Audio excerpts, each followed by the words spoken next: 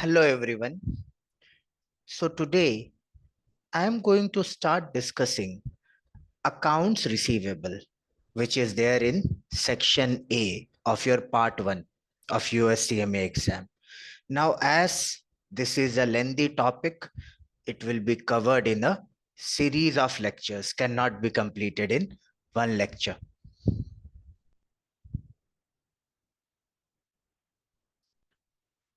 So let's first understand some basics regarding accounts receivable. First, accounts receivable is always presented at net realizable value in the balance sheet. So what is net realizable value? First, there is gross accounts receivable. That is the total amount that is due from debtors or your receivables. From that, you have to reduce allowance for uncollectibles. In India, we call it provision for bad debts. So if you look at an example, this is how balance sheet presentation of accounts receivable looks like. So you have gross accounts receivable, $50,000.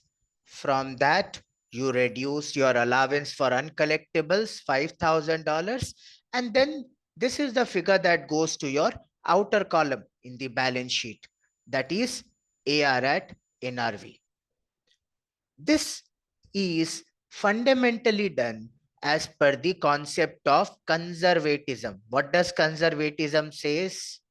That liability should not be understated and assets should not be overstated in the balance sheet.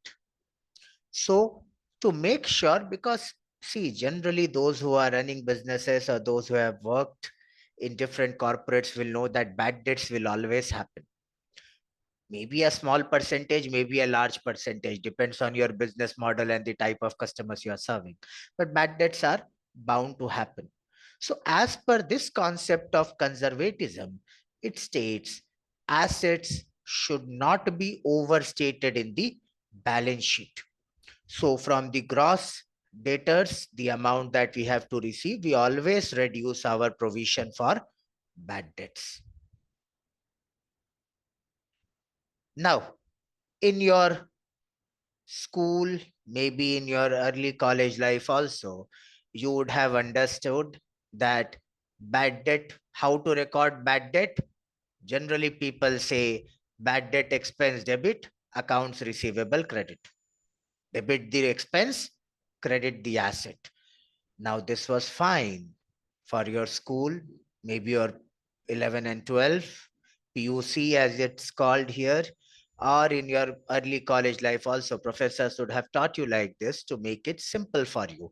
But GAAP does not allow this. This is called direct write-off. When you are directly reducing the amount of bad debt from debtors, not allowed as per GAAP. GAAP only allows for allowance method. What is allowance method? Allowance method simply states that you record bad debt expense each year as some percentage. There are few defined methods. We will discuss that later also. A balance sheet method, aging method, or whatever. But you record bad debt expense as a certain percentage every year and credit it to allowance for uncollectible. This is a contra asset account, means an asset account with a credit balance presented on the asset side of the balance sheet, but it has a natural credit balance. So your journal entry for recording bad debt expense each year is bad debt expense debit. This goes to your income statement and reduces your profits for the year. 2, allowance for uncollectible credit. This goes to your balance sheet and reduces your gross accounts receivable. Now, when the actual write-off happens, you never touch your income statement again.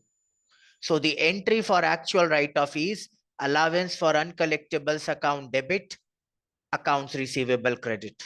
and both are balance sheet accounts. That means write-off does not affect your income statement in any way. And you should put this very clearly in your mind, because a lot of times MCQs will just be asked on this plain concept, that does write-off affect income statement? No, because if you want to understand it through journal entries, both are balance sheet accounts, the journal entry for write-off.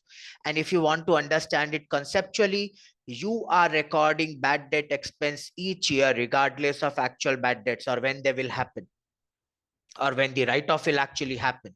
So when the write-off actually happens, you adjust it from the provision for bad debt, that is allowance for uncollectibles account, without touching your income statement at all.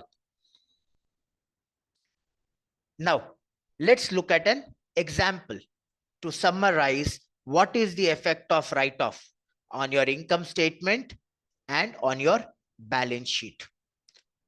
Now, so this is a balance sheet extract. Extract simply means a part of the balance sheet, not the entire balance sheet, the relevant portion.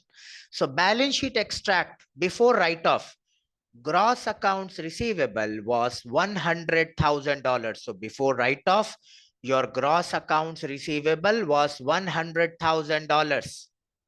From that, you reduced your allowance for uncollectible that was already there in the balance sheet, $5,000. So AR at NRV, that was $95,000 in the outer column, second column of the balance sheet. Now, situation. Let's say a bad debt write-off happens of $3,000.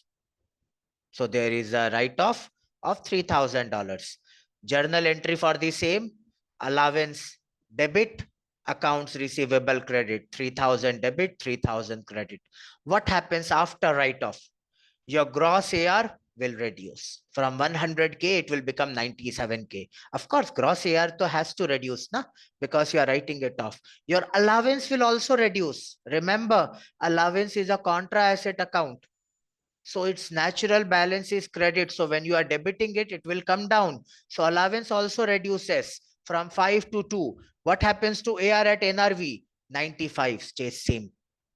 So yes, allowance write-off has no effect on income statement. And if I talk about total current assets or total of the balance sheet, it will have no effect on the total of the balance sheet itself, because 95,000 earlier was also going in the outer column. $95,000 is going right now as well. So what are the conclusions that we can draw from this? First, under allowance method, bad debt write-off will have no effect on your income statement, none at all. The journal entry is very simple, allowance debit, AR credit. Second, it will also not have any effect on the balance sheet. Now, when I say it will not have any effect on the balance sheet, I essentially mean the total of the balance sheet, because AR at NRV remains the same. But yes, write-off will reduce your gross accounts receivable. Gross accounts receivable will come down. It will also reduce your allowance for uncollectible accounts. But AR at NRV remains the same. So in the balance sheet, there will also be no impact. So that's it, guys. I will try to keep it very small lectures on each portion. We will also do MCQs in this series of lectures. So again, if you like the video, you can comment, subscribe to the channel, and all, of course, you can always WhatsApp me your queries. Thanks for your time, everyone.